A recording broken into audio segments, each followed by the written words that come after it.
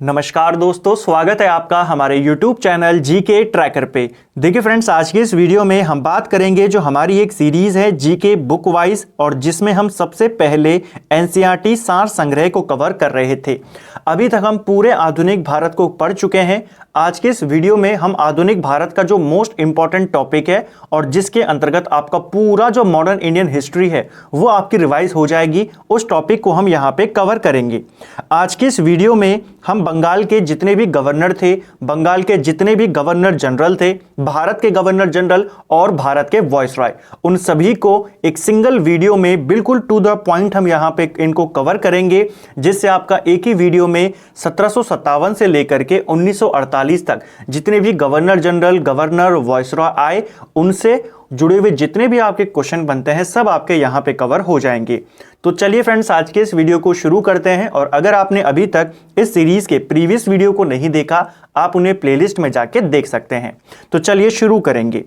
सबसे पहले हम बंगाल के जो गवर्नर थे उनसे शुरू करेंगे। ठीक है, चलिए। बंगाल का प्रथम गवर्नर कौन था? तो बंगाल का पहला गवर्नर रॉबर्ट क्लाइव था। ठीक है, ध्यान रखना, पहला गवर्नर, गवर्नर जनरल नहीं पूछ रहा है, वो भी आगे आएगा, पूरा हम इसी वीडियो में इसको कवर करेंगे। बंगाल का प्रथम गवर्नर रॉबर्ट क्लाइव था। इसे 1757 में बंगाल का गवर्नर बनाया गया। 57 से लेकर 60 तक ये बंगाल का गवर्नर रहा और फिर दोबारा ये गवर्नर बनकर 1765 में आया, बक्सर के युद्ध के बाद, जब इसने इलाहाबाद की संधि करी, और फिर 67 में ये यहां से चला गया। तो बंगाल का प्रथम गवर्नर कौन है? Robert Clive. अब इसके काल में क्या क्या महत्वपूर्ण घटनाएं हुई और क्या क्या काम इसने किए उनको देखेंगे। ठीक है, बिल्कुल टू द पॉइंट। सबसे पहले इसी के काल में प्लासी का युद्ध होता है। ठीक है, प्लासी का युद्ध 1757 में होता है। अंग्रेज यानी कि रॉबर्ट क्लाइव और जो बंगाल का नवाब था सिराजुद्दौला, इन दोनों के बीच 1757 में प्लासी का युद्ध होता है, आपको ध्यान रखना है। ठीक है, इस युद्ध में किसने नवाब के साथ धोखाधड़ी करी थी? तो वो था मीर जाफर। ठीक है, मीर जाफर ने नवाब को यहां पे धोखा दिया था, जिसके कारण वो पराजित हुआ था। तो ये आपको ध्यान रखना है। इसके अलावा रॉबर्ट क्लाइव के ही काल में इसी ने इलाहाबाद की संधि करी थी।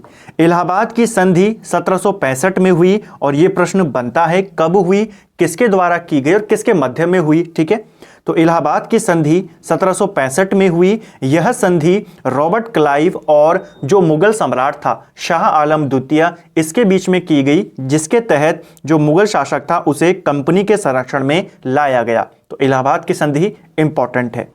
इसके अलावा रॉबर्ट क्लाइव ने एक काम और किया, बंगाल में द्वैध शासन की शुरुआत इसने कर दी थी। तो क्वेश्चन बनता है, बंगाल में द्वैध शासन किसने शुरू किया? रॉबर्ट क्लाइव ने। देखिए, द्वैध शासन क्या था कि राजस्व वसूली अगर करनी होगी तो वो कौन करेगी? वो कंपनी करेगी, यानी कि टैक्स वसूलने का काम किसका होगा? कंपनी का, लेकिन शासन चलाने का काम किसका होगा? बंगाल के नवाब का। तो द्वैध शासन किसने शुरू करा? रॉबर्ट क्लाइव ने। और इस शासन को खत्म किसने करा? तो अभी जो आगे बंगाल का पहला गवर्नर जनरल आएगा, वॉरेन हेस्टिंग, वो इसे खत्म करेगा। ठीक है, तो ये कुछ इंपॉर्टेंट बातें रॉबर्ट क्लाइव से आपको याद रखनी है। ठीक है, चलिए। देखिए, रॉबर्ट क्लाइव के बाद बंगाल का गवर्नर हेनरी वेंसीटार्ट को बनाया गया। ये 1760 से लेकर 64 तक बंगाल का गवर्नर रहा। इसके काल का एक ही महत्वपूर्ण घटना है, वो है बक्सर का युद्ध। पूछा नहीं गया है, लेकिन हो सकता है पूछा जाए कि बक्सर के युद्ध के समय बंगाल का गवर्नर कौन था? तो वो था हेनरी वेंसीटार्ट। हालांकि यही पूछा जाता है कि जब बक्सर का युद्ध हुआ तो इस युद्ध में अंग्रेज सेनापति कौन था? तो उसका नाम कई बार पूछा गया है, उसका नाम था हेक्टर मुनरो। ठीक है, इसका नाम बहुत कम पूछा गया है, तो आपको हेक्टर मुनरो याद रखना है। जब बक्सर का युद्ध हुआ उस समय ब्रिटिश जो सेना थी उसका नेतृत्व हेक्टर मुनरो ने किया, लेकिन जो बंगाल का गवर्नर था वो ये था। ठीक है, चलिए। बक्सर का युद्ध के बारे में भी दो बातें कर लेते हैं। देखिए, बक्सर का युद्ध जो ब्रिटिश सेना थी जिसका नेतृत्व हेक्टर मुनरो ने किया, उसके और दूसरी तरफ की जो सेना थी उसमें मीर कासिम था। इसके अलावा अवध का नवाब था, उसमें शुजाउद्दौला और मुगल सम्राट शाह आलम द्वितीय। तो इन तीनों की संयुक्त सेना और उधर ब्रिटिश सेना। नेक्स्ट है हमारा जो अगला बंगाल का गवर्नर बना वो था हैरी वेरेलास्ट। ये 1767 से लेके 69 तक रहा। ये भी उतना इंपॉर्टेंट नहीं है, लेकिन आपको क्रमवार याद रखने के लिए मैंने यहाँ पे इसको बताया है। यह जब बंगाल में द्वैध शासन चल रहा था, क्योंकि द्वैध शासन बंगाल में 1765 में लागू हुआ, ठीक है, और उसके बाद रॉबर्ट क्लाइव चला गया था। तो उसके बाद 67 से लेके 69 तक द्वैध शासन के काल में कौन रहा बंगाल का गवर्नर? हेनरी वेरेलास्ट। उतना इंपॉर्टेंट नहीं है, ठीक है। इसके बाद एक और आया गवर्नर कार्टियर, जो कि 1769 से 1772 तक बंगाल का गवर्नर रहा, लेकिन वो हमारे लिए महत्वपूर्ण नहीं है। अब आएंगे बंगाल का अंतिम गवर्नर कौन था। बंगाल का प्रथम गवर्नर रॉबर्ट क्लाइव, बंगाल का अंतिम गवर्नर वॉरेन हेस्टिंग था। यह 1772 से लेकर के 1774 तक बंगाल का अंतिम गवर्नर रहा था, ठीक है। और बाद में आप जानते हैं 1773 में रेगुलेटिंग एक्ट आता है, और उसी एक्ट के माध्यम से बंगाल के गवर्नर को बंगाल का गवर्नर जनरल बना दिया जाता है, ठीक है। तो अब क्या अंतर था इसमें और क्या क्या काम आगे आके वॉरेन हेस्टिंग ने करे, अब हम उनको देखेंगे। चलिए, बंगाल का प्रथम गवर्नर जनरल कौन था? तो बंगाल का पहला गवर्नर जनरल वॉरेन हेस्टिंग था। 1774 से लेके 1785 तक ये बंगाल का पहला गवर्नर जनरल रहा। देखिए, जब ये बंगाल का गवर्नर था तो इसके पास जो शक्तियां थी वो केवल बंगाल के लिए थी, लेकिन जब 1773 का एक्ट आया, रेगुलेटिंग एक्ट, उसके माध्यम से इसे बंगाल का गवर्नर जनरल बनाया गया। और जो दो अदर प्रेसिडेंसियां थी, मद्रास प्रेसिडेंसी और बंबई प्रेसिडेंसी, उन दोनों को इसके अधीन कर दिया गया। तो ये ज्यादा पावरफुल था जो पहले बंगाल का गवर्नर था, और अब ये जो बंगाल का गवर्नर जनरल है। तो पहला गवर्नर जनरल वॉरेन हेस्टिंग था, ये आपको ध्यान रखना है, ठीक है। अगला जो इसके साथ आपको पॉइंट याद रखना है, बंगाल में द्वैध शासन को इसने समाप्त किया। जो हमने अभी बात करी, रॉबर्ट क्लाइव ने शुरू किया था, वॉरेन हेस्टिंग ने इसको समाप्त कर दिया था, पूछा जाता है, ठीक है। 1781 में कलकत्ता में प्रथम मदरसे की स्थापना इसी के द्वारा की गई। पूछा जाता है कलकत्ता में पहला मदरसा किसने स्थापित किया? वॉरेन हेस्टिंग ने। कब किया? 1781 में, ठीक है। तो ये आपको ध्यान रखना है। इसी के काल में जोनाथन डंकन ने बनारस के अंदर संस्कृत विद्यालय खोला, अगले ही साल 1782 में। ये भी आपको याद रखना है। देखिए, हम अतिरिक्त तथ्यों के साथ करेंगे। आपके पूरे गवर्नर जनरल, वॉइसरॉय, उन सभी के बिल्कुल ऐसे ही पॉइंट मैंने यहाँ पे बनाए हैं ताकि आपको पढ़ने में आसानी हो और एक साथ आपका पूरा टॉपिक क्लियर हो जाए। तो आपको इसको अच्छे से नोट्स बनाते हुए चल रहे हैं, जो मैं एक्स्ट्रा फैक्ट आपको बताता रहूंगा। तो देखिए, 1781 में इसने कलकत्ता में पहला मदरसा खोला। अगले ही साल 1782 में जो जोनाथन डंकन था, उसने पहला यहाँ पे बनारस के अंदर संस्कृत विद्यालय खोला, ठीक है। इसी के काल में गीता का अनुवाद भी किया गया अंग्रेजी में विलियम विल्किंस के द्वारा। तो ये भी पूछा जाता है। अगला जो काम इसके काल में था, ये था देखिए रेगुलेटिंग एक्ट। इसी के माध्यम से इसकी नियुक्ति होती है, ये मैंने अभी आपको ऊपर बताया था, ठीक है। राजकीय कोषागार मुर्शिदाबाद से कलकत्ता लाया। तो राजकीय कोषागार जो पहले मुर्शिदाबाद में था, वो इसको ट्रांसफर करके कलकत्ता में कौन लेकर आया? वॉरेन हेस्टिंग लेकर आया, ठीक है। अगला जो काम इसने किया, प्रत्येक जिले में एक फौजदारी और एक दीवानी अदालतों की इसने स्थापना कर दी। यानी कि हर जिले के अंदर इसने फौजदारी और दीवानी अदालतों की स्थापना कर दी थी। किसने करी? वॉरेन हेस्टिंग ने। ये आपको ध्यान रखना है, ठीक है, पूछा जा सकता है। इसी के काल में 1774 में कलकत्ता में उच्चतम न्यायालय की स्थापना की गई। प्रश्न बनता है, कोलकाता में जो सुप्रीम कोर्ट है, इसकी स्थापना कब हुई? तो 1774 में हुई। किस एक्ट के माध्यम से हुई? तो 1773 का जो रेगुलेटिंग एक्ट था, इसके माध्यम से अगले साल सुप्रीम कोर्ट की स्थापना कलकत्ता में होती है। और इसका पहला मुख्य न्यायाधीश कौन था? पूछा जाता है। तो इसका पहला मुख्य न्यायाधीश था एलिजा इम्पे, ठीक है। तो ये आपको ध्यान रखना है।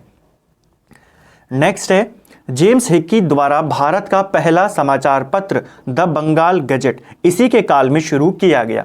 ये सभी जो काम है ये वॉरेन हेस्टिंग के शासन काल में हुए हैं। तो भारत का जो पहला समाचार पत्र था द बंगाल गजेट, इसको शुरू किया जेम्स हिक्की ने 1780 में। और किसके काल में किया? वॉरेन हेस्टिंग के काल में, ठीक है। इसी के काल में 1784 में एशियाटिक सोसाइटी की स्थापना की गई, जिसका संस्थापक विलियम जोन्स था।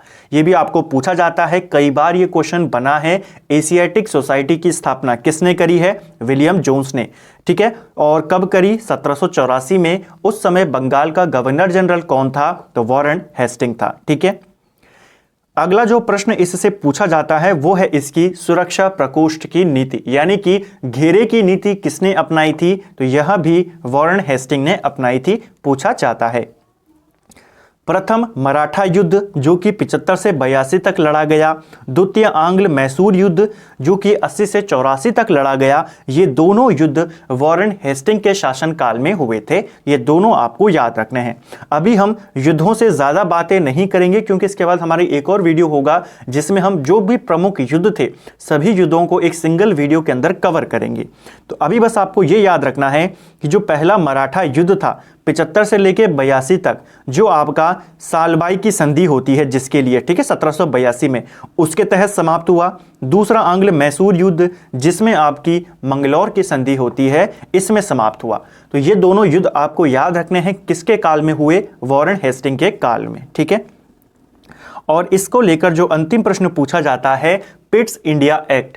देखिए, Pitt's India Act Warren Hasting के ही शासनकाल में पारित हुआ था। ठीक है, 1784 में, और इसी एक्ट के विरोध में वॉरेन हेस्टिंग अपना इस्तीफा देता है और इंग्लैंड वापस चला जाता है। तो प्रश्न बन सकता है किस एक्ट के विरोध में वॉरेन हेस्टिंग ने अपना इस्तीफा दिया था? वो था पिट्स इंडिया एक्ट। ठीक है, और उसके बाद ये इंग्लैंड चला गया, जहां पे इसके ऊपर महाभियोग लगाया गया।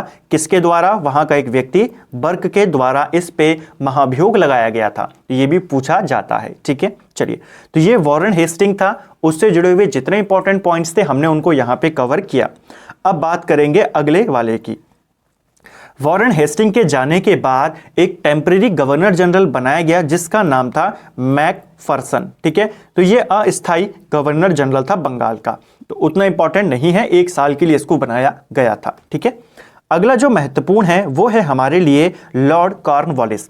कॉर्नवालिस का काल देख लेते हैं पहले। देखिए, 1786 से लेकर के 1793 तक ये बंगाल का गवर्नर जनरल रहा। उसके बाद 1805 में इसे दोबारा से बंगाल का गवर्नर जनरल बनाकर भेजा गया, लेकिन इसकी मृत्यु जल्दी ही हो जाती है। तो ये आपको ध्यान रखना है। ठीक है, 2 बार आया था, एक बार 1786 से 93 तक रहा, उसके बाद 1805 में बनाकर इसको भेजा, लेकिन ज्यादा समय तक यह नहीं रह पाया था। ठीक है, चलिए, अब इसके जो महत्वपूर्ण कार्य हैं उनको देख लेते हैं। सबसे पहले स्थायी बंदोबस्त। देखिए, जो कॉर्नवालिस था इसी ने स्थायी बंदोबस्त यानी कि जो परमानेंट सेटलमेंट था वो किसके द्वारा लागू किया गया? लॉर्ड कॉर्नवालिस के द्वारा। कब किया? 1793 में। इसने जो भी अपने महत्वपूर्ण कार्य किए हैं वो इसने अपने शासन के आखिरी वर्ष में ही किए हैं। ठीक है, चाहे वो कॉर्नवालिस कोड हो, चाहे वो परमानेंट सेटलमेंट हो। ठीक है, तो स्थायी बंदोबस्त को लागू करने वाला गवर्नर जनरल कौन था? कॉर्नवालिस था। ठीक है, इसके तहत क्या होता था? परमानेंट सेटलमेंट के तहत, इसके तहत जो जमीन होती थी, जो जमीन का जमींदार होता था, 90% हिस्सा उसे कंपनी को देना होता था और 10% हिस्सा जमींदार अपने पास रखता था, जिसमें से वो अपने लिए भी रखेगा और जो खेतों में काम करने वाले किसान हैं उसके उनको भी देगा। तो ये इसमें था कि 90% हिस्सा कंपनी को देना होगा परमानेंट सेटलमेंट में। ठीक है, तो ये किसने लागू किया था? ये किया था कॉर्नवालिस ने 1793 में। एक और महत्वपूर्ण बिंदु आपको याद रखना है, जो ये परमानेंट सेटलमेंट था, स्थायी बंदोबस्त, इसकी योजना जॉन शोर के द्वारा बनाई गई थी। 2 प्रश्न आपके बनते हैं। पहला, इस योजना को लागू किसने किया? तो कॉर्नवालिस ने। योजना बनाई किसने थी? जॉन शोर ने। ठीक है, तो दोनों आपको याद रखने हैं। नेक्स्ट है हमारा 1793 में शक्तियों के पृथकीकरण का सिद्धांत इसने लागू किया। 1793 में ही कॉर्नवालिस ने कॉर्नवालिस कोड क्या था, जो कि शक्तियों के विभाजन पर बेस्ड था, उसे लागू किया। यहां पे वर्ष पूछा जाता है क्योंकि उसी के नाम पर है कॉर्नवालिस कोड। तो यहां से आपके 2 प्रश्न बनते हैं। पहला, कब लागू किया गया इसे? तो इसे 1793 में। और कॉर्नवालिस कोड किस पर आधारित था? तो ये आपके शक्तियों के पृथकीकरण यानी कि शक्तियों के विभाजन पर बेस्ड था। ठीक है, तो दोनों आपको याद रखना है। इसके अलावा कॉर्नवालिस ने 4 भ्रमण करने वाली अदालतों का भी गठन किया था। ठीक है, 4 जो मोबाइल अदालत होती हैं उनका इसने गठन किया था, आपको ध्यान रखना है। और भारत में नागरिक सेवा का जनक किसे कहा जाता है, तो वो कॉर्नवालिस को कहा जाता है। तो इसको लेकर भी ये कुछ इंपॉर्टेंट क्वेश्चन थे कि स्थायी बंदोबस्त इसने लागू किया, परमानेंट जो सेटलमेंट है वही, ठीक है, और कॉर्नवालिस कोड इसने लागू किया। एक और चीज आपको ध्यान रखनी है कि इसके शासनकाल में जितने भी अधिकार थे वो कलेक्टरों के हाथ में थे, यानी कि जिले के पूरे जो अधिकार दिए गए थे वो कलेक्टरों को दे दिए गए थे। ऐसा प्रश्न पूछा जा सकता है। ठीक है, तो ये कॉर्नवालिस को लेकर प्रश्न थे, आपको ध्यान रखना है। मैंने आपको ऊपर कहा कि कॉर्नवालिस 1805 में दोबारा से बंगाल का गवर्नर जनरल बन के आया था, लेकिन जल्द ही इसकी मृत्यु हो जाती है। यूपी के गाजीपुर में इसकी कब्र स्थित है, तो पूछा जा सकता है। ठीक है, चलिए अगले हमारे लिए जो आया कॉर्नवालिस के बाद, तो देखिए कॉर्नवालिस के बाद कॉर्नवालिस की मृत्यु होती है 1700, मतलब कॉर्नवालिस जो जाता है पहला उसका टर्म खत्म होता है 1793 में। 1793 से लेकर 1798 तक बंगाल का गवर्नर जनरल था जॉन शोर, जिसने नीति बनाई थी जो परमानेंट सेटलमेंट था। तो उसके काल में कोई महत्वपूर्ण घटना होती नहीं है, बस उससे यही प्रश्न बनता है कि जो स्थायी बंदोबस्त था उसकी नीति किसने बनाई थी, जॉन शोर ने, और 1793 से लेकर 98 तक वो बंगाल का गवर्नर जनरल रहा। इसके बाद आता है लॉर्ड वेलेज़ली। ये हमको बहुत सारे प्रश्न देकर जाएगा, तो हमें इसको अच्छे से पढ़ना है। लॉर्ड वेलेज़ली की बात करें तो इसका शासनकाल 1798 से लेकर 1805 तक था। इसके काल की महत्वपूर्ण घटना सहायक संधि की नीति। तो सहायक संधि शुरू करने वाला गवर्नर जनरल कौन था बंगाल का, वो था वेलेज़ली। इसने इसको 1798 में लागू किया। एक और प्रश्न बनता है, देखिए यहां से भी आपके 2 प्रश्न बनते हैं। पहला, सहायक संधि को किसने लागू किया, ठीक है, बड़े स्तर पर, तो वो था वेलेज़ली। वेलेज़ली से पहले सहायक संधि किसने शुरू करी थी, तो वो शुरू करी थी डुप्ले ने। ठीक है, तो भारत में सबसे पहले इस संधि का इस्तेमाल डुप्ले ने किया, और बड़े स्तर पर पूछेगा तो वो वेलेज़ली ने किया था। ठीक है, डुप्ले फ्रांसीसी गवर्नर था। इसने और क्या क्या किया, तो देखिए सहायक संधि सबसे पहले स्वीकार किसने करी थी, तो हैदराबाद ने करी थी। ठीक है, 1798 में। उसके बाद इसने मैसूर को भी किया, अलग अलग राज्यों के ऊपर इसने ये संधि थोपी थी। ठीक है, अगला जो महत्वपूर्ण काम हुआ इसके काल में 1799 में प्रेस पर सेंसर लगाया गया। तो क्वेश्चन बन चुका है यह कि सबसे पहले प्रेस के ऊपर सेंसर यानी कि प्रतिबंध, सेंसरशिप किसने लगाया था, तो वो वेलेज़ली ने लगाया था। ठीक है, तो ये आपको ध्यान रखना है। और इसी सेंसरशिप को आगे जाकर जो मेटाकैफ आएगा, ठीक है, वो हटाएगा और भारतीय प्रेस का मुक्तिदाता कहलाएगा। तो वो आपको ध्यान रखना है। प्रेस के ऊपर सबसे पहले प्रतिबंध किसने लगाया था, वेलेज़ली ने 1799 में। इसके अलावा वेलेज़ली ने कलकत्ता में फोर्ट विलियम कॉलेज की स्थापना करी थी। ये मोस्ट इंपॉर्टेंट पॉइंट है, प्रश्न बनता है फोर्ट विलियम कॉलेज की स्थापना किसने करी थी, ये करी थी वेलेज़ली ने। कब करी, सन 1800 ईस्वी में इसकी स्थापना की गई थी। ठीक है, और इसी के काल में जो चौथा आंग्ल मैसूर युद्ध था, चौथा आंग्ल मैसूर युद्ध मोस्ट इंपॉर्टेंट है, 1799 में लड़ा गया, और इसी युद्ध में टीपू सुल्तान की मृत्यु होती है। ठीक है, तो ये इसी के काल में लड़ा गया, वेलेज़ली के काल में। और दूसरा आंग्ल मराठा युद्ध, ये भी इसी के काल में लड़ा गया। ठीक है, इंपॉर्टेंट है, ध्यान रखेंगे। इसके बाद आखिरी प्रश्न जो इसको लेकर पूछा जाता है, ये अपने आप को बंगाल का शेर कहता था। तो प्रश्न बनता है कौन सा गवर्नर जनरल स्वयं को बंगाल का शेर कहता था, तो वो था लॉर्ड वेलेज़ली। तो वेलेज़ली को लेकर आपको ये सारे प्रश्न याद रखने हैं, आपको पूछे जाते हैं। ठीक है, वेलेज़ली के बाद बंगाल का गवर्नर जनरल बनता है जॉर्ज बार्लो। जॉर्ज बार्लो 1805 से लेकर 1807 तक बंगाल का गवर्नर जनरल रहा। इसको लेकर आपसे 2 बातें पूछी जाती हैं, बेसिकली एक ही बात पूछी जाती है, ये वाली, ये उतनी इंपॉर्टेंट नहीं है। 1806 में वेल्लोर में सिपाहियों का विद्रोह। देखिए 1806 में जब बंगाल का गवर्नर जनरल कौन है, जॉर्ज बार्लो, इसी के काल में जो वेल्लोर है यहाँ पे सिपाही विद्रोह होता है। ठीक है, यह जगह मद्रास में है और सिपाहियों का विद्रोह यहाँ पे होता है, ये आपको पूछा जाता है। वेल्लोर विद्रोह क्यों हुआ था, कारण क्या था इसका, ये भी पूछा जाता है। तो देखिए कारण ये था, जो यहाँ के सैनिक थे वो माथे पर अपना टीका लगाते थे, चिन्ह लगाते, जातीय चिन्ह लगाते थे और कानों में बालियां पहनते थे, जिसको सरकार ने प्रतिबंधित कर दिया था। तो उनको नहीं पहनने दिया गया, उनका जो जातीय चिन्ह था, कानों में बाली थी, उसी के विरोध में यह विद्रोह हुआ था। तो प्रश्न बनता है, ठीक है। और अगला जो पॉइंट है ये इतना इंपॉर्टेंट नहीं है, रियासतों में इसने हस्तक्षेप की नीति का समर्थन किया था, ठीक है, पूछा जा सकता है लेकिन उतना इंपॉर्टेंट नहीं है। पहला वाला पॉइंट इंपॉर्टेंट है। अगला जो गवर्नर जनरल आया वो आया लॉर्ड मिंटो प्रथम। देखिए लॉर्ड मिंटो 1807 से लेकर 1813 तक रहा। मैंने सभी के कार्यकाल लिखे हैं, आप इनको नोट कर सकते हैं, लेकिन अगर आप क्रम वाइज पढ़ेंगे तो आपको ऑटोमेटिकली याद हो जाएगा कि किसके बाद कौन आया था, ठीक है। लॉर्ड मिंटो आया, इसको लेकर सिर्फ एक बात आपको याद रखनी है, इसी के काल में अमृतसर की संधि होती है। प्रश्न बनता है अंग्रेजों के बीच और महाराजा रणजीत सिंह के बीच अमृतसर की संधि कब होती है, तो ये होती है 1809 में, ठीक है। इसमें सिखों की तरफ से महाराजा रणजीत सिंह हस्ताक्षर करते हैं, अंग्रेजों की तरफ से कौन करता है, तो लॉर्ड मिंटो का दूत किसको कहा जाता है यहां पे, तो वो था चार्ल्स मेटाकाफ, ठीक है। जो अमृतसर की संधि थी यहां रणजीत सिंह और चार्ल्स मेटाकाफ के बीच होती है। चार्ल्स मेटाकाफ लॉर्ड मिंटो की तरफ से यह संधि यहां पे करता है, ठीक है। तो यह आपको ध्यान रखना है, इससे केवल आपका यही प्रश्न पूछा जाता है। अगला आएगा लॉर्ड हेस्टिंग। देखिए लॉर्ड हेस्टिंग भी हमको काफी सारे प्रश्न यहां पर देगा। सबसे पहले इसी के काल में रैयतवाड़ी व्यवस्था, जो रैयतवाड़ी बंदोबस्त था, इसको लागू किया गया 1820 में। महलवाड़ी व्यवस्था 1822 में, इसी के काल में जो हेस्टिंग था इसको शुरू किया गया। जो आंग्ल नेपाल युद्ध था 1814 से लेकर 16 तक, ये जो लड़ा गया आंग्ल गोरखा युद्ध, यह भी हेस्टिंग के ही काल में लड़ा गया, ठीक है। और इस युद्ध का समापन कौन सी संधि के तहत होता है, कमेंट करके आपने बताना है, इंपॉर्टेंट संधि है, ठीक है।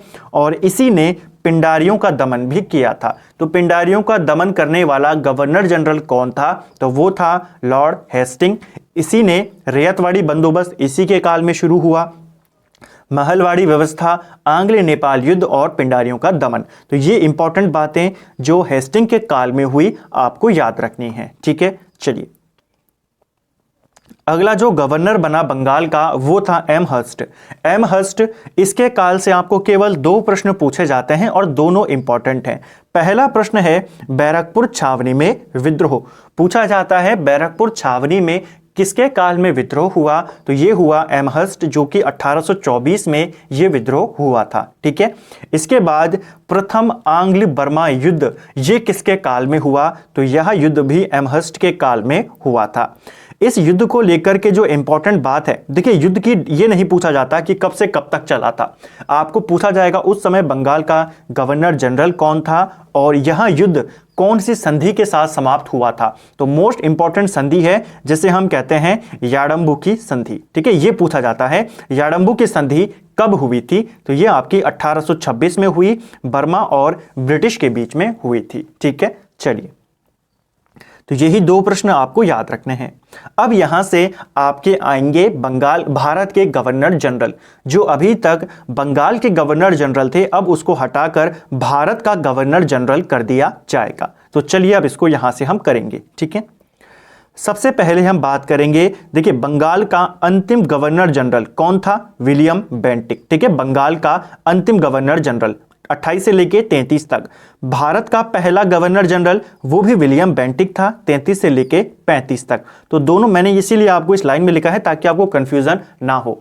सिर्फ बंगाल का अंतिम गवर्नर कौन था, विलियम बेंटिक, और भारत का पहला गवर्नर जनरल वो भी विलियम बेंटिक था, ठीक है। चलिए इसी के काल में सती प्रथा को अंत किया गया, ठगी प्रथा पे प्रतिबंध लगाया गया। ये सब किसने किया, विलियम बेंटिक ने। क्वेश्चन यहां से बनता है सती प्रथा पर प्रतिबंध 1829 में लगा, किसके सहयोग से, राजाराम मोहन राय के सहयोग से।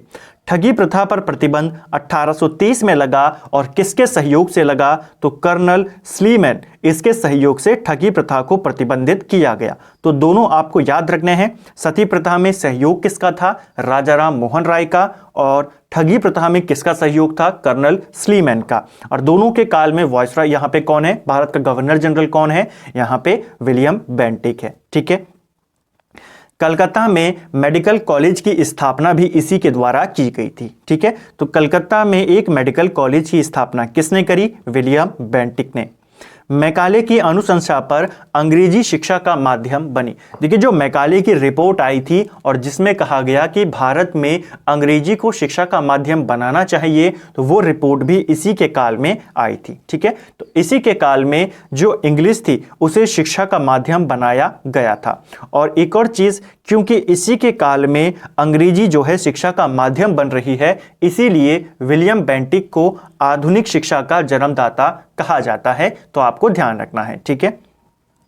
तो ये कुछ इंपॉर्टेंट प्रश्न थे जो आपके विलियम बेंटिक को लेकर प्रश्न पूछे जाते हैं। एक और चीज, विलियम बेंटिक जो था पहले ये बंगाल का गवर्नर था। जैसे हमने ऊपर देखा 1833 में एक एक्ट आता है, भारत शासन जो एक्ट था, चार्टर एक्ट 1833। इसी के तहत बंगाल के गवर्नर जनरल को पूरे भारत का गवर्नर जनरल बनाया जाता है। तो वो कौन सा एक्ट था? 1833। इस एक्ट के माध्यम से एक चीज और की गई जो आपको याद रखनी है। इसी एक्ट के माध्यम से ये कहा गया कि किसी भी व्यक्ति के साथ धर्म के आधार पे, जाति के आधार पे, रंग के आधार पे या जन्म के आधार पर किसी भी तरह का भेदभाव कंपनी में अगर वो काम करना चाहता है तो उसके साथ नहीं किया जाएगा। ठीक है। तो ये पूछा जा सकता है। विलियम बेंटिक के बाद भारत का गवर्नर जनरल बनता है लॉर्ड मेटकाफ, यानी कि चार्ल्स मेटाकैफ। ये वही मेटाकैफ है जिसने अभी अमृतसर की संधि करी महाराजा रणजीत सिंह के साथ। 1835-36 में ये भारत का गवर्नर जनरल बना और इसको लेकर सिर्फ एक प्रश्न पूछा जाता है, भारतीय प्रेस का मुक्तिदाता। भारतीय प्रेस का मुक्तिदाता किसे कहा जाता है? तो यह मेटाकैफ को कहा जाता है। इंपॉर्टेंट है और कई बार ये पेपर में पूछा गया है। ठीक है। इसके बाद जो बंगाल का गवर्नर जनरल बना वो था ऑकलैंड। ऑकलैंड 36 से लेकर 42 तक पूरे भारत का गवर्नर जनरल रहा। इसके काल की दो महत्वपूर्ण घटनाएं दोनों आपको याद रखनी है, बिल्कुल टू द पॉइंट मैंने यहां पे लिखा है। सबसे पहले जो ग्रैंड ट्रंक रोड थी, ठीक है, इसकी मरम्मत किसने करवाई? ऑकलैंड ने करवाई। और दूसरा इंपॉर्टेंट बिंदु, जो भारतीय डॉक्टर होते थे, भारतीय स्टूडेंट थे, युवा थे, उनको डॉक्टरी पढ़ने के लिए विदेश जाने की अनुमति किसने दी थी? ऑकलैंड ने दी थी। तो ये दोनों बिंदु आपको याद रखने हैं। ठीक है। नेक्स्ट है लॉर्ड एलन बरो। देखिए, एलन बरो भी हमको कुछ इंपॉर्टेंट प्रश्न देकर जाता है, तो ये भी हमारे लिए इंपॉर्टेंट है। एलन बरो 42 से लेकर 44 तक केवल 2 साल के लिए भारत का गवर्नर जनरल रहा। इसको लेके क्या क्या प्रश्न बनते हैं? तो देखिए, सबसे पहले दास प्रथा का अंत किसने किया था? तो एलन बरो ने किया था। ठीक है। 1843 में भारत से दास प्रथा का अंत कर दिया जाता है, यह आपको ध्यान रखना है। और 1843 से ही जो संडे की छुट्टी है, रविवार की छुट्टी, वो शुरू की जाती है। तो यह भी प्रश्न बनता है, दास प्रथा का अंत कब हुआ, रविवार की छुट्टी कब से शुरू हुई? दोनों का आंसर 1843 है। और किसने करा? एलन बरो ने। ठीक है। इसके अलावा एक और चीज आपको ध्यान रखना है कि जो ये दास प्रथा खत्म की गई, ये कौन से एक्ट के माध्यम से की गई? खत्म तो ये 43 में हुई, लेकिन एक्ट 1833 का था। ठीक है। दूसरा जो काम इसने किया, प्रथम आंग्ल अफगान युद्ध इसी के काल में समाप्त होता है। ठीक है। देखिए, इस युद्ध की शुरुआत जो इससे पहले भारत का गवर्नर जनरल था, क्योंकि 39 में हो रही है, इसका कार्यकाल आप जानते हैं 42 से शुरू हो रहा है। तो आंग्ल अफगान युद्ध ये शुरू होता है ऑकलैंड के समय में और खत्म होता है किसके समय में? एलन बरो के समय में। ठीक है। तो ये आपको ध्यान रखना है। और इसी के शासनकाल में ये मोस्ट इंपॉर्टेंट क्वेश्चन है, सिंध को ब्रिटिश साम्राज्य में मिलाया गया। ये क्वेश्चन कई बार पूछा जाता है कि सिंध को किस वर्ष जो ब्रिटिश साम्राज्य था इसमें मिलाया गया?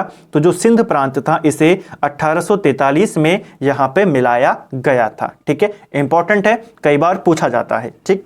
तो एक और चीज ध्यान रखना, कई बार देखिए इसके बाद जो आएगा इंपॉर्टेंट वो आएगा डलहौजी। डलहौजी ने कई सारे राज्यों का भारत में विलय किया, जिसमें पंजाब भी एक था।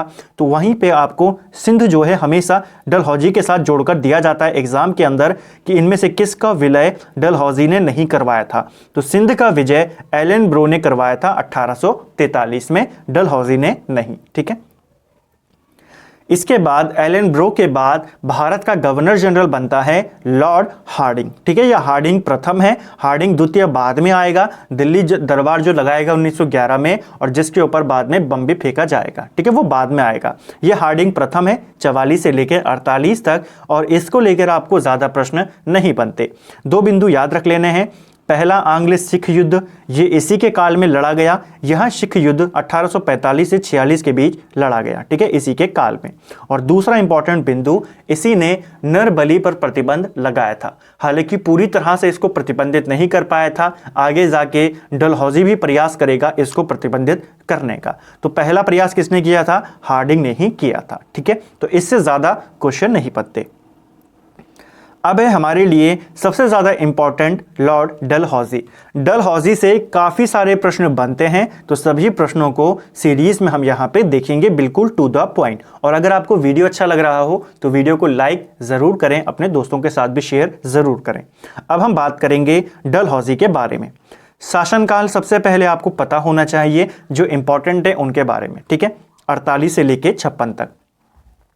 शिक्षा से संबंधित वुड डिस्पैच को लागू किसने किया? तो ये किया था डलहौजी ने 1854 में। ठीक है, कई बार ये क्वेश्चन बनता है वुड डिस्पैच का संबंध किससे है? तो ये शिक्षा से संबंधित है। ठीक है, शिक्षा सुधारों से संबंधित है, और इसी जो ये डिस्पैच है वुड डिस्पैच, इसी को शिक्षा का मैग्ना कार्टा भी कहा जाता है। तो इंपॉर्टेंट है, वुड डिस्पैच किससे संबंधित है? शिक्षा से संबंधित है। और कब लागू किया गया? 1854 में लागू किया गया। ठीक है, यही जो डिस्पैच है, इसी के तहत बाद में जाके जब लॉर्ड कैनिंग भारत का गवर्नर जनरल बनेगा 1857 में, तीनों प्रेसिडेंसियों में एक एक विश्वविद्यालय की स्थापना भी की जाती है। ठीक है, तो तीनों जो प्रमुख प्रेसिडेंसी थी, कलकत्ता, मद्रास, बंबई, तीनों में विश्वविद्यालय की स्थापना कैनिंग के काल में होती है, लेकिन किसके तहत होती है? वुड डिस्पैच के तहत। ठीक है, तो इंपॉर्टेंट है, ध्यान रखेंगे।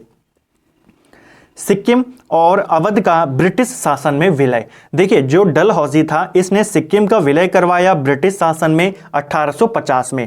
कारण क्या बताया? तो इसने जो आरोप लगाया सिक्किम के ऊपर कि सिक्किम ने जो 2 अंग्रेज डॉक्टर थे उनके साथ दुर्व्यवहार किया है, उसका आरोप लगाकर इसने सिक्किम को अपने में विलय करा दिया। ठीक है, इसी के बाद इसने 1856 में अवध का भी विलय करवाया। ठीक है, किसमें? ब्रिटिश शासन में, 1856 में। और अवध पर क्या आरोप लगाया इसने? अवध पे आरोप लगाया कुशासन का। तो दोनों आपको याद रखने हैं, पूछा जाता है किस रियासत पर इसने 2 डॉक्टरों के अपमान का आरोप लगाया? सिक्किम पर।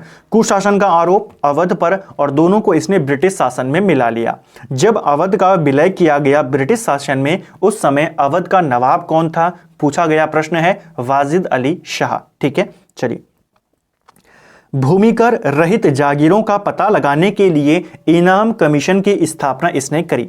देखिए, 1852 में जितनी भी भूमिकर रहित जागीरें थी, यानी कि जिनके ऊपर टैक्स नहीं वसूला जाता था, उनकी पहचान करने के लिए इसने एक गठन किया कमीशन, और उसने बाद में रिपोर्ट दी, जिसके बाद इसने वो सारी जमीनें छीननी शुरू कर दी थी। ठीक है, व्यापक सिद्धांत लागू किया, यानी कि डॉक्ट्रिन ऑफ लैप्स, जिसे हिंदी में अगर हम बात करें सिंपल भाषा में राज्य हड़प नीति। तो राज्य हड़प नीति को लागू करने वाला भी कौन था? डलहौजी था। और इस नीति का पहला शिकार कौन था? तो वो था सतारा। ठीक है, तो ये भी पूछा जाता है, जो डलहौजी की राज्य हड़प नीति थी, इसका पहला शिकार कौन हुआ? सतारा इसका पहला शिकार हुआ था। ठीक है, तोपखाने का मुख्यालय कोलकाता से मेरठ लेकर आया। जो तोपखाना था जिसका हेडक्वार्टर पहले कोलकाता में था, ये उसे मेरठ में लाया। इसके अलावा सेना का मुख्यालय ये शिमला में लाया, और शिमला को ग्रीष्मकालीन राजधानी भी इसने बनाया। तो इंपॉर्टेंट है, ये तीनों फैक्ट आपको याद रखने हैं। तोपखाना का मुख्यालय कहां लेकर आया? मेरठ में। पूछा जा सकता है किस गवर्नर जनरल ने मेरठ को तोपखाने का हेडक्वार्टर बनाया था? वो था डलहौजी। इसने सेना का हेडक्वार्टर शिमला को बनाया, और शिमला को अपनी ग्रीष्मकालीन राजधानी भी इसने बनाया था। ठीक है, तो इंपॉर्टेंट है, ध्यान रखेंगे। डलहौजी को भारत में रेलवे का जनक भी कहा जाता है। प्रश्न बनता है भारतीय रेलवे का जनक किसे कहते हैं, तो भारतीय रेलवे का जनक भी डलहौजी को कहा जाता है। इसी के काल में, इसी के द्वारा भारत में पहली रेलगाड़ी चलाई गई थी।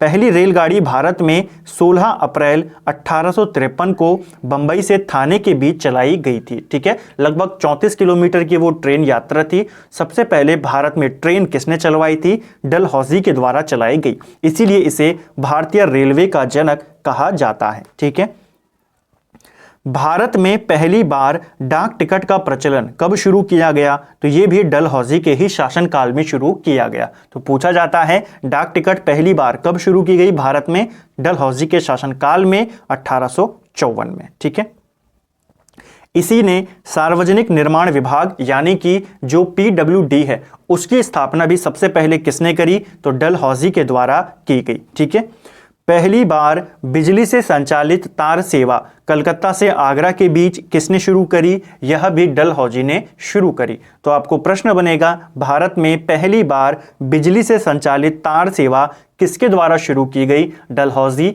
कब शुरू करी, 1853 में, और किसके बीच शुरू करी, कलकत्ता से आगरा के मध्य में। तो इंपॉर्टेंट है, आपको ध्यान रखना है। ठीक है, अगला है 1853 से नियुक्ति के लिए प्रतियोगिता परीक्षा की व्यवस्था की गई। ये भी आपको ध्यान रखना है। जो कंपटीशन सिस्टम था कि एग्जाम होगा उसके बाद सिलेक्शन होगा, यह सिस्टम भी डलहौजी के द्वारा शुरू किया गया 1853 में। तो यह आपको ध्यान रखना है, इंपॉर्टेंट है। और उस समय जो उम्र सीमा रखी गई थी, क्योंकि जो उस समय सिविल सेवा परीक्षा होती थी उसके लिए उम्र सीमा 18 से 23 वर्ष रखी गई थी। अभी इस उम्र सीमा में काफी परिवर्तन होगा, उसे हम आगे अभी देखेंगे। ठीक है, तो जब शुरू की गई थी यह प्रतियोगिता परीक्षा व्यवस्था, तो उस समय जो उम्र सीमा थी वो 18 से 23 वर्ष थी डलहौजी के शासन काल में। ठीक है, इसी के काल में दूसरा आंग्ल सिख युद्ध होता है और इसी युद्ध में पंजाब का ब्रिटिश साम्राज्य में विलय कर दिया जाता है।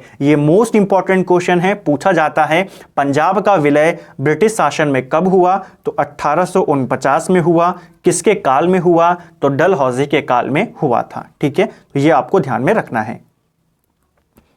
अब यहां से हम भारत के वॉइसरॉय के बारे में बात करेंगे। ठीक है, तो यहां पे फिर से आपको वही लाइन याद करनी है। भारत का अंतिम गवर्नर जनरल कौन था, लॉर्ड कैनिंग, 56 से लेके 57 तक। और भारत का पहला वॉइसरॉय 58 से लेके 62 तक कौन था, लॉर्ड कैनिंग। तो दोनों, अंतिम भी और पहला भी, कौन है, हमारा लॉर्ड कैनिंग। ठीक है, भारत का अंतिम गवर्नर जनरल कैनिंग है, भारत का पहला वॉइसरॉय कैनिंग है। ठीक है, अब इसके काल में क्या क्या महत्वपूर्ण घटनाएं हुई उनको देख लेते हैं। सबसे महत्वपूर्ण 1857 की क्रांति। देखिए 1857 की क्रांति के बाद ही जो शासन पहले कंपनी के हाथ में था उसे कंपनी से छीना गया और ब्रिटिश जो सम्राट था उसके अधीन इसको किया गया। ठीक है, ब्रिटिश क्राउन के अधीन शासक को यहां पे बनाया गया। तो ये आपको ध्यान रखना है। 1857 की क्रांति कैनिंग के काल में ही होती है, ये इंपॉर्टेंट है, पूछा जाता है। ठीक, इसके बाद 1861 में उच्च न्यायालय अधिनियम बनाया गया, ये भी इंपॉर्टेंट है। जो उच्च न्यायालय अधिनियम है ये कब बना, 1861 में। और इसी अधिनियम के तहत अगले साल 1862 में तीनों प्रेसिडेंसियों में एक एक हाई कोर्ट की स्थापना होती है। ठीक है, जैसे कलकत्ता में कलकत्ता हाई कोर्ट, मद्रास में मद्रास हाई कोर्ट और बंबई में बंबई हाई कोर्ट। तो इन तीनों की स्थापना 1862 में होती है, लेकिन अगर आपको अधिनियम पूछेगा तो अधिनियम 1861 में था। ठीक है, इसी अधिनियम के तहत जो 1774 में एक सुप्रीम कोर्ट बनाया गया था कलकत्ता के अंदर, उस कोर्ट को खत्म कर दिया जाता है। ठीक है, तो यह भी आपको ध्यान रखना है, वो भी पूछा जा सकता है। ठीक है, इसके अलावा भारत में पहली बार आयकर यानी कि इनकम टैक्स, भारत में पहली बार टैक्स व्यवस्था लागू किसने करी थी, कैनिंग के द्वारा ही लागू की गई थी, ये भी आपको ध्यान में रखना है। ठीक है, विधवा पुनर्विवाह अधिनियम ये किसके काल में आया, तो ये भी कैनिंग के काल में आया 1856 में। और इसमें सहयोग किसका था, ईश्वर चंद विद्यासागर का, पूछा जा सकता है। ठीक है, 1856 में पैतृक संपत्ति से संबंधित कानून इसके द्वारा बनाया गया था। ठीक है, तो ये इंपॉर्टेंट क्वेश्चन है, पूछा जा सकता है कि पैतृक संपत्ति से संबंधित कानून किस वायसरॉय या किस गवर्नर जनरल ने बनाया, तो वो था लॉर्ड कैनिंग। इस कानून के तहत ये व्यवस्था की गई कि यदि कोई व्यक्ति अपना धर्म परिवर्तन करता है तो जो उसकी पैतृक संपत्ति है वो उसका अधिकार नहीं खोएगा, यानी कि वो संपत्ति उसी के पास रहेगी। पहले क्या सिस्टम था कि अगर आपने अपना धर्म परिवर्तन कर दिया तो जो आपकी पैतृक संपत्ति है वो सरकार के खाते में चली जाएगी। ठीक है, तो ये यहां से इस संबंधित कानून यहां पे बनाया गया। भारत शासन अधिनियम 1858 पारित किया गया। ये मोस्ट इंपॉर्टेंट अधिनियम था। देखिए, भारत जो संविधान व्यवस्था है, भारत का जो संवैधानिक विकास है, कैसे बना, अलग अलग एक्ट आए, चाहे वो रेगुलेटिंग एक्ट हो, पिट्स इंडिया एक्ट हो, सेटलमेंट एक्ट हो, अलग अलग एक्ट, उसके ऊपर मैं ऑलरेडी एक वीडियो बना चुका हूं जिसमें हमने सभी एक्टों तक, पूरे जो एक्ट बने हैं 1947 तक, सभी एक्टों को डिटेल में हमने पढ़ा था। तो आप उस प्लेलिस्ट में जो पॉलिटी वाली सीरीज है वहां जाके देख सकते हैं। ठीक है, यहां पे केवल छोटी सी बात करेंगे, जो ये 58 का एक्ट था, इसी के माध्यम से भारत के गवर्नर जनरल को भारत का वायसरॉय बनाया गया। इसी के माध्यम से जो मुगल सम्राट का पद था, मुगल सम्राट का जो पद था उसे खत्म किया गया, ये पूछा जाता है। ठीक है, इसी के काल में इंडियन काउंसिल एक्ट पारित किया गया 1861 में, और हाल ही में ये पेपर में पूछा गया था। ठीक है, इंडियन काउंसिल एक्ट कब पारित हुआ? 1861 में। और इसके काल की सबसे महत्वपूर्ण घटना, पोर्टफोलियो प्रणाली की शुरुआत की गई, यानी कि जो विभाग दिए जाते हैं, अलग अलग विभाग दिए जाते हैं, पोर्टफोलियो सिस्टम, मंत्रालय सिस्टम, तो वो इसी के काल में शुरू किया गया था। ठीक है, तो ये आपको ध्यान में रखना है। इसके बाद यहाँ पे जो अगला वॉइसरॉय बन के आया वो था एल्गिन प्रथम।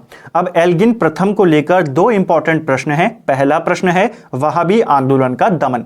आपको सीधा पूछेगा वहाबी आंदोलन का दमन किस वॉइसरॉय ने किया था? लॉर्ड एल्गिन प्रथम ने। और दूसरा प्रश्न, किस वॉइसरॉय की मृत्यु हिमाचल की धर्मशाला में होती है? तो वो था एल्गिन प्रथम। ठीक है, हिमाचल प्रदेश में जो आपके धर्मशाला है वहीं पर इसकी मृत्यु होती है। ठीक, चलिए अगला है जॉन लॉरेंस। ठीक है, जॉन लॉरेंस हमको कुछ इंपॉर्टेंट क्वेश्चन देकर जाता है, तो ये भी हमारे लिए इंपॉर्टेंट है।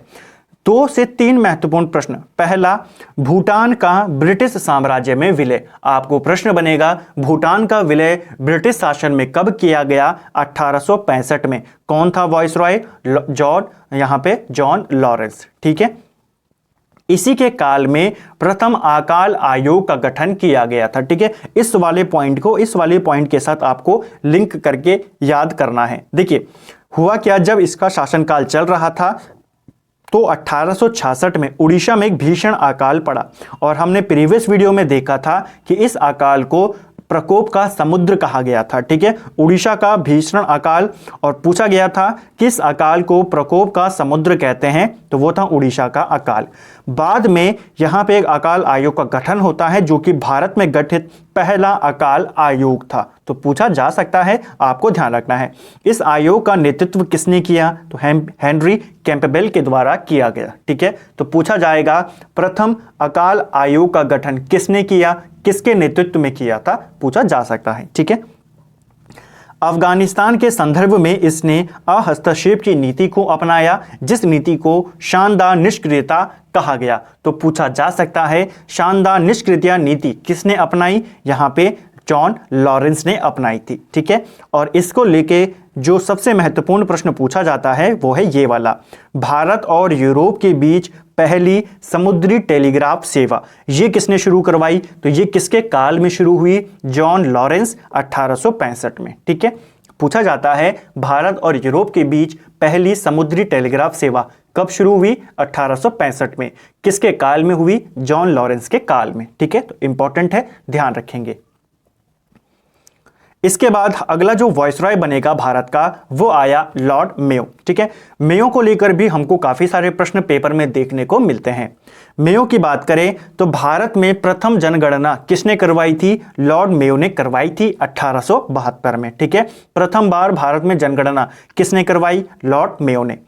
अजमेर में इसने मेयो कॉलेज की स्थापना करी, वो भी 1872 में। ठीक है, इसने भी जितने अपने काम किए अधिकतम अपने जो इसका काल था या अपनी मृत्यु का जो इसका समय साल था उसी साल में इसने किए थे। ठीक है, 1872 में इसने अजमेर में मेयो कॉलेज की स्थापना करी। इसके अलावा इसने सांख्यिकी सर्वेक्षण विभाग और कृषि विभाग, ये मोस्ट इंपॉर्टेंट है, प्रश्न बनता है किस वायसरॉय ने कृषि विभाग का गठन किया था, तो वो था लॉर्ड मेयो। ठीक है, इसके अलावा इसने सांख्यिकी सर्वेक्षण विभाग इसका भी गठन किया और आर्थिक विकेंद्रीकरण नीति की शुरुआत भी लॉर्ड मेयो के द्वारा की गई थी। तो इंपॉर्टेंट क्वेश्चन है, ये सभी इससे पूछे जाते हैं। सबसे इंपॉर्टेंट बात, यह एकमात्र वायसरॉय है जिसकी हत्या भारत में की गई थी। ठीक है, तो एकमात्र वायसरॉय है जिसकी हत्या की गई, कहां पे? पोर्ट ब्लेयर में। 1872 में एक अफगान था शेर अली अफरीदी, उसके द्वारा 1872 में पोर्ट ब्लेयर में ये जा रखा था अंडमान निकोबार में, वहां की जेल का संरक्षण वहां पे समीक्षा करने के लिए, और वहीं पर चाकू मारकर इसकी हत्या कर दी जाती है। किसके द्वारा? शेर अली अफरीदी के द्वारा, जो कि एक अफगान था। ठीक है, तो इंपॉर्टेंट है, पूछा जाता है। मेयो से आपके ये 3 प्रश्न यहां से बनते हैं। ठीक है, प्रथम जनगणना और मेयो कॉलेज की स्थापना और कृषि विभाग का गठन। ठीक है, चलिए इसके बाद जो वायसरॉय बनेगा ये भी हमको कुछ इंपॉर्टेंट क्वेश्चन देता है। आता है लॉर्ड नॉर्थब्रूक। नॉर्थब्रूक के काल में पंजाब का जो प्रसिद्ध आंदोलन है कूका आंदोलन या कूका विद्रोह, ये इसी के काल में होता है और इसको लेकर के प्रश्न उत्तराखंड में भी पूछा जा चुका है। ठीक है, अलग अलग एग्जामों में भी यहां से प्रश्न बनता है। तो कूका विद्रोह ये कहां हुआ था? पंजाब में। भगत जवाहरमल इसके नेता थे और किसके काल में हुआ? नॉर्थब्रूक के काल में हुआ था। ठीक है, इसका एक फेमस स्टेटमेंट है जो आपको याद रखना है, पूछा जा सकता है। मेरा उद्देश्य करों को हटाना और अनावश्यक वैधानिक कार्यवाहियों को बंद करना है। तो ये स्टेटमेंट किसका था? आपको आधा भी पूछा जा सकता है कि मेरा उद्देश्य करों को हटाना है, ये किसने कहा था? तो ये कहा था वायसरॉय नॉर्थब्रूक ने। ठीक है, चलिए, और इसी के काल की एक और महत्वपूर्ण घटना थी कि सुएज नहर खुली। देखिए, सुएज नहर इसी के काल में खोली गई, जिसके बाद भारत और यूरोप के बीच जो यहाँ पे व्यापार था उसमें काफी ज्यादा वृद्धि देखने को मिली थी। ठीक है, नेक्स्ट है लॉर्ड लिटन।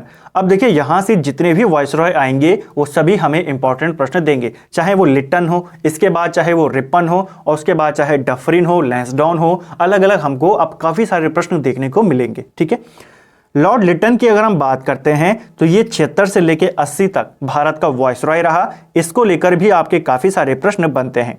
सबसे पहला, यह जो वायसरॉय था ओवन मेरेडिथ के नाम से कविताएं लिखता था।